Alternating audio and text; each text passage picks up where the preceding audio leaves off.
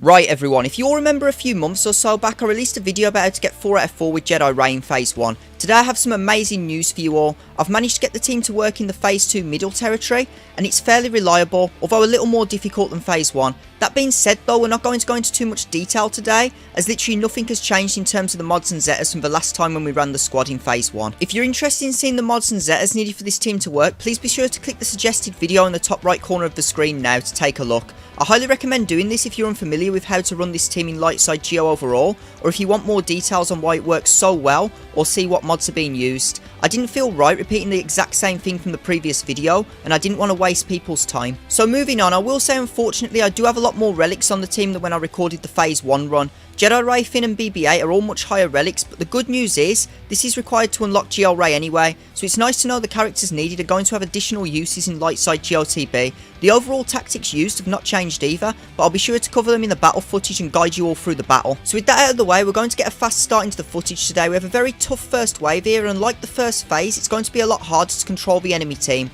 So how this team is going to work is, we're going to want to land as many exposes as possible on the enemy team and try to leave them on except for the enemy who we're focusing down. This is because the Jedi Rey lead removes 5% turn meter from exposed enemies whenever a resistance ally uses a special ability, which is allowing us to do our best to prevent the opposing team from taking a turn. On top of this, resistance allies also gain 10% turn meter whenever an expose is landed, so we're not only reducing the enemy team's turn meter, we're also increasing our own. We can also use our Mind Tricks ability to remove a massive chunk of someone's turn meter should they get too close to taking a turn. R2's burning is going to be key for applying AoE exposes early on. He will also hit any stacked enemies he's targeting twice, allowing for more turn meter gain and control for your team. This is due to him being Galactic Republic, which grants him this as a hero ability. Be sure to focus on the B2s first, as their AoEs can really mess things up, given they'll gain a lot of turn meter if you hit anyone else. After this, focus down the B1s and then the larger threats like assassin droids, sniper droids and most importantly droidicas. Do your best to only focus down one enemy at a time once you have exposes on everyone you possibly can.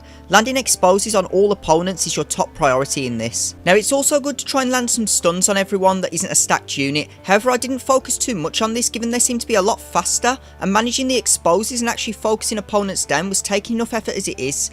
But if you see an enemy about to take a turn, or if you're in solid control of the battle, then be sure to try and land some stuns. I also noticed AoE attacks don't seem to be removing the stacks here. I'm not sure if this is a bug or an ability from the tactical droid who is present. I'll have to double check that later on, but it seems like he's blocking AoEs from removing stacks on both the B2 and the B1s, so be sure to keep this in mind if he's present. It's also worth mentioning that you don't actually have to kill the tactical droid, he will retreat once all of our opponents have been defeated, so save yourself some time and don't bother focusing him down. As you noticed a few minutes ago, we actually lost our Finn. I've never played this team before here, so I may have made a few tactical errors and some bad choices, but the main thing is we were still able to finish the mission fairly comfortably with just the 4 members of the team we had left. It's also worth keeping in mind that unlike Phase 1 where we kept our Illuminated Destiny off cooldown until the second wave, here you will likely need to use it as soon as it's available to help you keep control of the enemy team.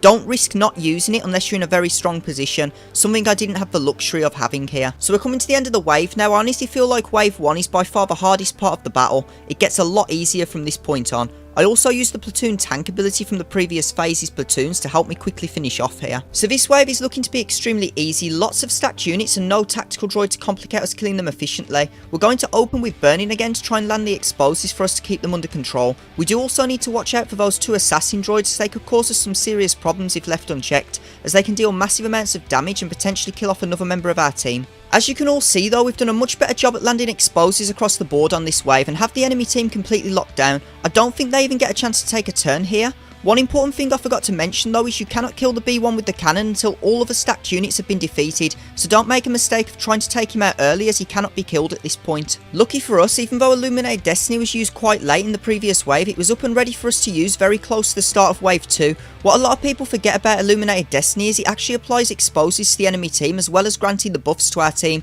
meaning it gives us more control over them for the rest of the wave. So now we're going to mind trick that assassin droid and go back to focusing down on that B1. He's only got 2 stacks left, so let's use the tank and kill him off and do some damage to the rest of the team as well. So we're going to use burning now to hopefully kill off that B1. After that's done, we should be able to take out the cannon droid to the right. Let's see if we can take him out now. Stealth everyone as well, because we still get the 2 attacks, because he does count as a stacked unit. So as predicted, that was a very straightforward wave. Absolutely no issues for our 4-member team. Honestly, when I was playing through the first wave and I lost Finn, I actually gave up hope of a full clear. I was extremely shocked to even make it this far, let alone achieve max waves in the mission. Things are still going to be pretty easy for the next wave, but a little harder than this one, unfortunately. Alright, looking at the 3rd wave, it's quite funny actually. We only have to kill 3 units to progress to the final wave, given that both Watt and the tactical droid here will retreat from battle once the others are defeated, so be sure to not focus those 2 down, but still expose and stun them where possible once the other units are under control. Now we have finally encountered our first Magna Guard in this battle. It's important to keep in mind that you need to land a stack of Confuse on him to prevent his constant taunt that will apply whenever he uses his basic ability. Not doing this could prevent you from taking out the B2 fast enough, and your team could get destroyed, so be sure to make this the priority for this wave. It's also important to keep in mind that Wat Tambor can actually bring dead separatist allies back to life, so it's important to do your best to keep him under control, especially once you've killed something. Last thing we need is enemies we've killed popping back up unexpectedly to potentially ruin our run. However, he cannot revive stacked units, so thankfully once B2 is dead, there's no way he can come back. So now B2 is dead, it's a simple matter of controlling Magna and Asajj. Given the fact that Tambor and Tactical Droid cannot directly damage our team, with both Asajj and Magna locked down, there's little that either of the non-damaging units can do to help them at this point. So as you can see everyone, they're completely locked down at this point. It's just a matter of slowly killing them off now. We're going to make sure we have Illuminated Destiny ready for the final wave so we can head in and start that strong.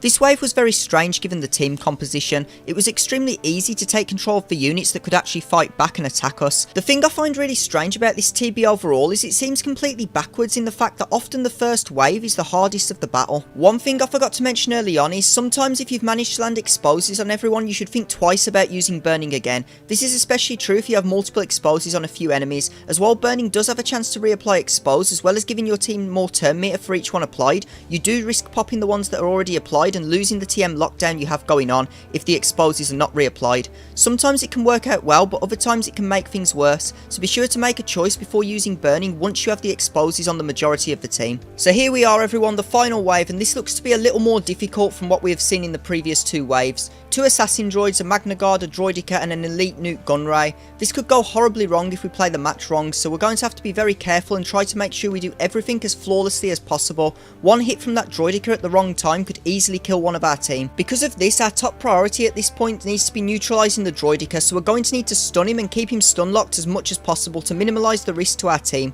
Opening with Illuminated Destiny luckily has given us a ton of exposes on the rest of the team, leaving us free to focus on the Droidica from the start of the wave. Not taking any chances here guys, we've focused him down as quickly as possible and hopefully we'll get a chance to pop a stack of Confuse on Magna to prevent him from taunting. So we can do that right now. We're going to put that stack of Confuse on Magna, he can't taunt now. Let's give Rey some turn meter and let's mind trick that Commando droid so we can't take a turn and kill one of our team. Let's put some smoke screen on BB-8 so if he gets hit while having foresight he's going to provide some healing for the droids on our team. We're doing really well here everyone, the entire team is under control. Such an easy battle after the first wave. I'm honestly still in shock we were able to beat this with 4 people. I do feel like the tank helped set a lot early on. Platoons make such a difference in this TB. All guilds should be prioritising getting them full as much as possible. Given the difficulty of all these missions, we need all the help we can get when we actually play the combat missions. So we've just got another Illuminated Destiny off. Let's put Confuse on the Magna Guard again. So we've got 2 stacks of Confuse landed on him. We're going to use Mind Tricks on this Commando droid to keep him nice and low and stunned. Now we can activate the tank and do some massive damage to the enemy team. It's probably not too important at this point, but be sure to remember that Nuke Gunray will need to be killed twice, as he'll revive at full health and stealth after his first death. Personally, this is one of the reasons I leave him until last, so it's easy to completely destroy him at the end of the battle. Outside of landing Extortion, he's not much of a threat. He won't be doing any kinds of massive damage to your team or anything like that. And we're pretty much in the clear at this point. We're just about to kill off the last Commando droid and start working on Newt. There's absolutely no threat at this point in the battle. Overall, as I've mentioned many times, if you manage to get through the first wave with Jedi Rey and the droids intact, you should be more than capable of pulling max waves without any real problems in this mission. And that's all for today everyone. I hope you all enjoyed this follow-up video to show that Jedi Rey is amazing in both Phase 1 and now Phase 2 of Lightside GOTB. The only downside is you do need more relics at this point, but as mentioned at the start of the video, most of us are going to have to gear these characters anyway to unlock GL Rey, which by the way I've just started farming today. Not very impressed with this stupid ticket system at all, but I'll do a full review overview of the event once I'm able to play it. After that, we should for sure be able to make a guide for using her in Lightside Geo with another resistance based team, which should add to our list of viable teams to use in Lightside Geo. We are making massive amounts of progress already though on this insanely difficult game mode. It's tough, but we're finding teams that are working more reliably as time goes on. As always everyone, please remember to like the video, subscribe to the channel, ring that notification bell, join my Discord server and share the video with your friends. Thanks for watching everyone, and I'll see you all very soon.